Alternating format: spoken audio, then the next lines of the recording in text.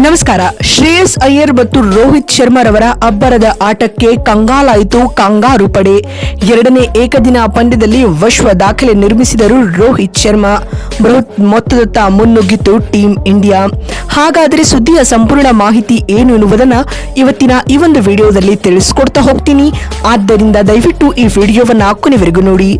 ಆದರೆ ಅದಕ್ಕಿಂತಲೂ ಮುನ್ನ ನೀವು ಕೂಡ ಟೀಂ ಇಂಡಿಯಾದ ಹಿಟ್ ಮ್ಯಾನ್ ಖ್ಯಾತಿಯ ರೋಹಿತ್ ರವರ ಅಭಿಮಾನಿಗಳಾಗಿ ಈ ವಿಡಿಯೋವನ್ನು ನೋಡುತ್ತಿದ್ದರೆ ತಪ್ಪದೆ ಈ ಕೂಡಲೇ ಈ ವಿಡಿಯೋಗೊಂದು ಲೈಕ್ ಮಾಡಿ ಮತ್ತು ನಮ್ಮ ಚಾನೆಲ್ಗೊಂದು ಸಬ್ಸ್ಕ್ರೈಬ್ ಮಾಡಿ. ಹೌದು, ಅಡಿಲೇಡ್ನ ಓವಲ್ ಅಂಗಳದಲ್ಲಿ ನಡೆಯುತ್ತಿರುವ ಆಸ್ಟ್ರೇಲಿಯಾ ವಿರುದ್ಧದ ದ್ವಿತೀಯ ಏಕದಿನ ಪಂದ್ಯದಲ್ಲಿ ಟೀಂ ಇಂಡಿಯಾದ ಮಾಜಿ ನಾಯಕ ರೋಹಿತ್ ಶರ್ಮಾ ಅಬ್ಬರಿಸಿ ಬೊಬ್ಬೆರೆದಿದ್ದಾರೆ. ಈ ಮೂಲಕ ಹಿಟ್ ಮ್ಯಾನ್ ಮತ್ತೊಮ್ಮೆ ಫಾರ್ಮ್ಗೆ ಮರಳಿದ್ದಾರೆ. ಇನ್ನು ಇವರಿಗೆ ಸಾಥ್ ನೀಡಿದ ಶ್ರೇಯಸ್ ಅಯ್ಯರ್ ಕೂಡ ಸ್ಫೋಟಕ ಅರ್ಧಶತಕವನ್ನ ಸಿಡಿಸುವ ಮೂಲಕ ತಂಡದ ಮೊತ್ತವನ್ನ ಈಗಾಗಲೇ 150 ರನ್ಗಳ ಗಡಿ ದಾಟಿಸಿದ್ದಾರೆ ಸ್ನೇಹಿತರೆ. ಇದರೊಂದಿಗೆ ರೋಹಿತ್ ಕೂಡ ಈ ಪಂದ್ಯದಲ್ಲಿ ಅದ್ಭುತ ಅರ್ಧಶತಕ ಸಿಡಿಸುವ ಮೂಲಕ ತಮ್ಮ ಏಕದಿನ ವೃತ್ತಿ ಬದುಕಿನ 59ನೇ ಆಫ್ ಸೆಂಚುರಿ ಸಿಡಿಸುವ ಮೂಲಕ ವಿಶ್ವ ದಾಖಲೆ ನಿರ್ಮಿಸಿದ್ದಾರೆ ಸ್ನೇಹಿತರೆ.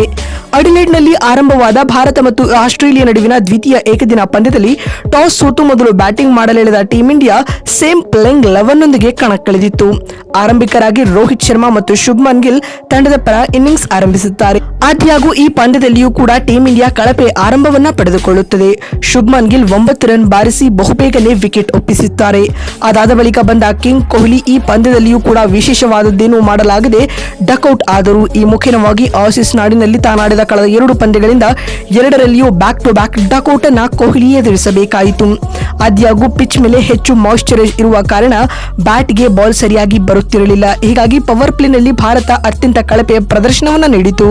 ಈ ವೇಳೆ ಜೊತೆಯಾದ 3ನೇ ವಿಕೆಟ್ಗೆ ಶ್ರೇಯಸ್ ಅಯ್ಯರ್ ಹಾಗೂ ರೋಹಿತ್ ಶರ್ಮಾ ಟೀಂ ಇಂಡಿಯಾಗೆ ಆಧಾರ ಸ್ತಂಭವಾಗಿ ನಿಲ್ಲುತ್ತಾರೆ. ಇವರಿಬ್ಬರು ಸ್ಲೋ ಅಂಡ್ ಸಾಲಿಡ್ ಇನ್ನಿಂಗ್ಸ್ ಕಟ್ಟುವ ಮೂಲಕ ತಂಡಕ್ಕೆ ಚೇತರಿಕೆಯನ್ನ ನೀಡುತ್ತಾರೆ ಸ್ನೇಹಿತರೆ. ಅದರಲ್ಲಿಯೂ ರೋಹಿತ್ ಶರ್ಮಾ ರನ್ ಬಾರಿಸಲು ಸ್ಟಾರ್ಟಿಂಗ್ ಆಫ್ ಇನ್ನಿಂಗ್ಸ್ ನಲ್ಲಿ ತುಂಬಾ ಸ್ಟ್ರಗಲ್ ಪಡ್ತಾ ಇದ್ರು ಸ್ನೇಹಿತರೆ. ಆದ್ಯಾಗೂ Shreyas Iyer run a ball ನಲ್ಲಿ ರನ್ ಬಾರಿಸುತ್ತಾ ಸಾಗಿದರು.